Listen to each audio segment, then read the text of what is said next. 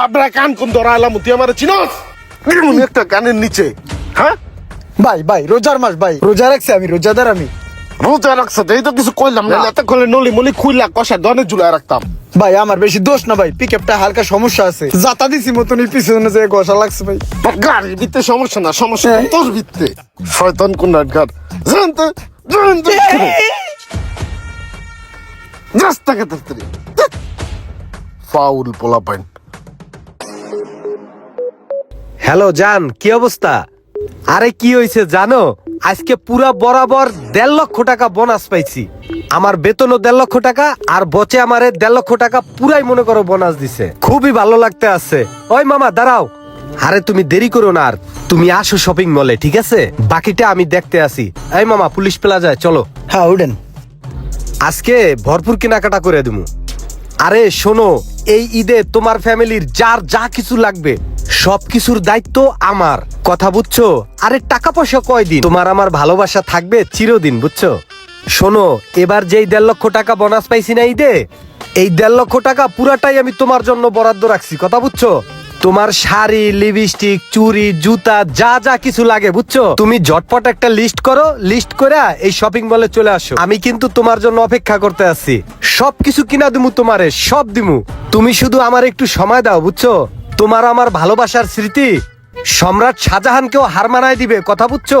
খালি আমার একটু সুযোগ দাও তোমার জন্য কিছু করার। আর শোনো, ঈদের পরে তোমার জন্য আমার একটা ট্রিট আছে, বুঝছো? তোমাকে নিয়ে মালদ্বীপ যাব ঘুরতে, মালদ্বীপ। লেট করো না কিন্তু, তাড়াতাড়ি আসো। মামাই মনে হয় অনেক টাকা বেতন পান, তাই না মামা? হ, পাই। আর ভাবিও তো অনেক রসিলা। এই আর কি আছে মোটামুটি। মামা বিদেশ কি আলাদা? এটা কি আকাশের উপরে যায় প্লেন দিয়া, হেলিকপ্টার দিয়া? বিদেশে কি রিক্সা চলে না? আমার লয়ে গেলাম মনে যায় রিক্সা চালাইতাম হরদমে।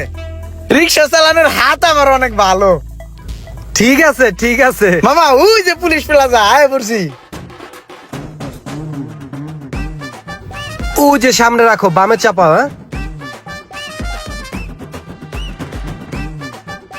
তাহলে তোমার ভাড়া কয় টাকা? ভাড়া মামা দেন 50 টাকা দেন মামা। 50 টাকা না? হ্যাঁ। এই নাও। আচ্ছা মামা একটা কথা কইতাম আপনারে। মামা সামনেই তো ঈদ, ঈদের বকশিস হিসেবে যদি আমার কিছু টাকা দিতেন, 20-25 টাকা। ওই বেড়া, একটা থাবুর দিয়ে একেবারে দাঁতালাই দিমু, ছোট লোকের বাচ্চা। ঈদ আইলে বকশিস বকশিস, তোগো মতন ছোট লোকের জন্য আজকে দেশের এই অবস্থা। দিনে 10টা ঘন্টা চেয়ারে বইয়া বইয়া ডিউটি করে দেখছো, তলা ফাইটতে যায়, কথা বুঝছো? একটা অটো রিক্সা এমন এমন করো, তাওয়াও বাতাস খাও, টেড্ডা পাও না। ঈদ আইলেই বকশিস দাও বকশিস দাও। আমাগো মতন ডিউটি করলে বুঝতা যে টাকা কামাই করা কি জিনিস, যাবে না? আরে মানুষের চেহারা দেখে বোঝা যায় না যে মানুষের আচরণ কেমন। লোকটা কত টাকা বেতন পায়, চাইছিলাম কয়টা টাকা বকশিস নিমু, 20-25 টাকা বকশিস চাওয়াতেই আমার লগে কি ব্যবহারটাই না করলো। হায় রে মানুষ। ওই মামা সামনে চলো। আরে পাগল, সমস্যা নাই, এই ঈদে টাকা পাই নাই তো কি হয়েছে, সামনে আরো ঈদ আছে না? এইটা একটু কোন রকম কষ্ট মষ্ট করে চলি, সামনে টাকা পাইলে ইনশাল্লাহ সবকিছু ঠিক হয়ে যাবে না।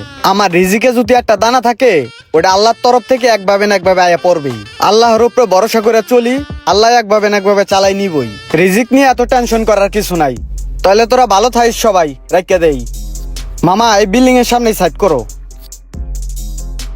তাহলে কয় টাকা দিমু মামা? 30 টাকা ভাড়া। ওহো 30 টাকা, এটা রাখো। মামা ভুলে মনে হয় সৎকিয়া নোট চলে আসছে। না মামা ভুলে না, ওটা আমি তোমারে দিছি। মামা 30 টাকা ভাড়া আর 100 টাকা তোমার বকশিস। বকশিস মানে 100 টাকা? আচ্ছা ঠিক আছে মামা, আসি। একটু আগে একটা ধনী লোক উঠলো আমার রিক্সায়, তার কাছে 20 টাকা বকশিস চাইলাম, কি আচরণটাই না করলো আমার লগে। আর এই গরিব লোকটাই নিজেই কত বিপদে আছে, তারপরে হ্যাঁ আমার 100 টাকা বকশিস দিয়ে গেল। আল্লাহ রে, মানুষের চেহারা দেখে মানুষের বিচার করা যায় না রে। দুনিয়াটা পুরাই একটা আজব জায়গা রে।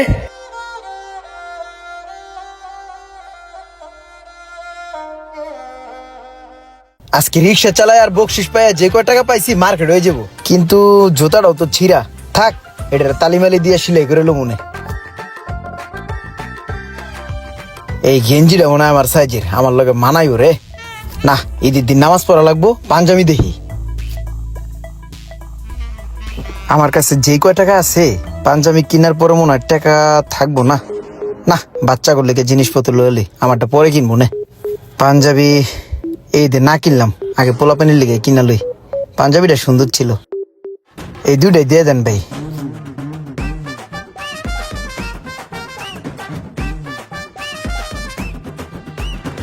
এই যে ভাই 10 টাকা কম দিলাম। হ্যাঁ তাহলে যাই, আসসালামু আলাইকুম।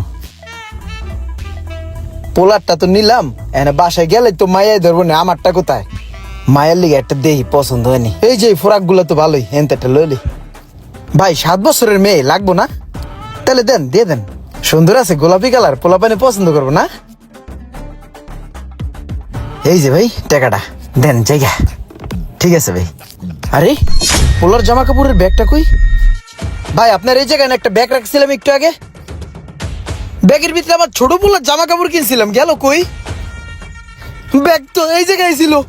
আয় হায়, কি হলো না? আমার টাকা পয়সা নাই, এমনি এই ব্যাগটা গেলে আমি আবার কেমনে কিনবো জামা কাপড়? আল্লাহ, এই ঈদের সময় এই গরিব মানুষের কিনলিকে তুমি এইভাবে পরীক্ষা নিতেছো। আমি বাসায় গেলে আমার পোলা পাইলে কি কমু?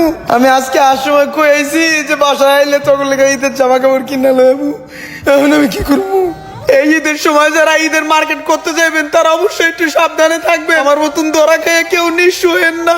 আর ভিডিওটা ভালো লাগলে অবশ্যই লাইক কমেন্ট শেয়ার করে দিবেন প্লিজ।